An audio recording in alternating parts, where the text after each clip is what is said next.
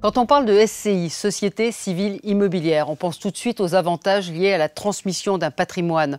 En effet, la SCI permet de faire des donations de parts sociales de son vivant et en cas de décès de réduire ses frais de succession. Mais connaissez-vous l'ensemble des modalités qui y sont liées?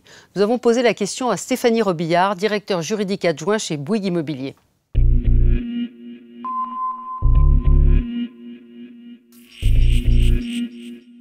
Les différents cas pour acheter à plusieurs sont l'indivision, la tontine et la constitution d'une société, la société civile immobilière. Concrètement, pour constituer une SCI, il faut tout d'abord que les associés signent les statuts et ensuite procéder à leur enregistrement, puis enfin faire publier dans un journal d'annonces légales une petite annonce.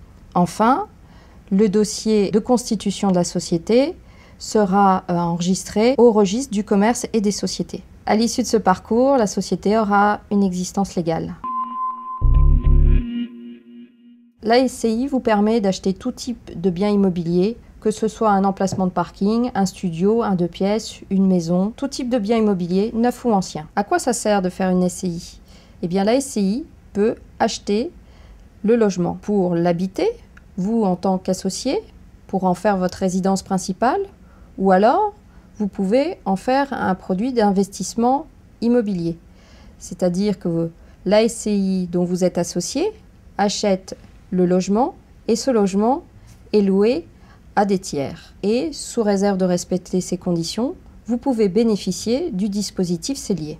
Mais attention, il n'est pas possible de faire du LMNP, c'est-à-dire louer en meublé, le logement que vous aurez acheté au travers d'une SCI. Dans le cadre du dispositif Cellier, la réduction d'impôt Cellier sera appliquée dans la déclaration sur l'impôt sur le revenu de chaque associé en fonction de sa quote-part dans la société. Avec qui peut-on constituer une SCI? Pour constituer une SCI, il faut tout d'abord être au moins deux personnes physiques, qu'on soit marié ou pas marié, pacsé ou pas pacsé, de la même famille ou pas de la même famille. La question peut se poser de savoir s'il faut constituer sa SCI directement avec ses enfants mineurs ou attendre plus tard de les intégrer dans la SCI. Pour cela, il est vivement conseillé de prendre les conseils de votre notaire. Dans le cadre du dispositif Cellier, les enfants d'un associé peuvent tout à fait être locataires du logement acheté par la SCI. Attention toutefois, pour cela, il faut que ces enfants ne fassent plus partie du foyer fiscal de leurs parents et, bien entendu, ne soient pas associés de cette SCI. Les avantages de la SCI, notamment dans le cadre de la transmission de son patrimoine à ses héritiers, permet de son vivant de procéder à des donations des parts sociales et, en cas de décès, de réduire les droits de succession. Votre notaire aura un rôle très important dans la constitution de la société.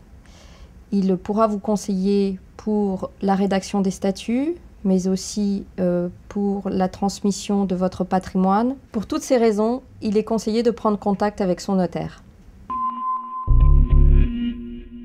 Bon, vous l'avez compris, la SCI présente de nombreux avantages et permet aussi d'effectuer un investissement locatif dans le cadre de la loi Cellier.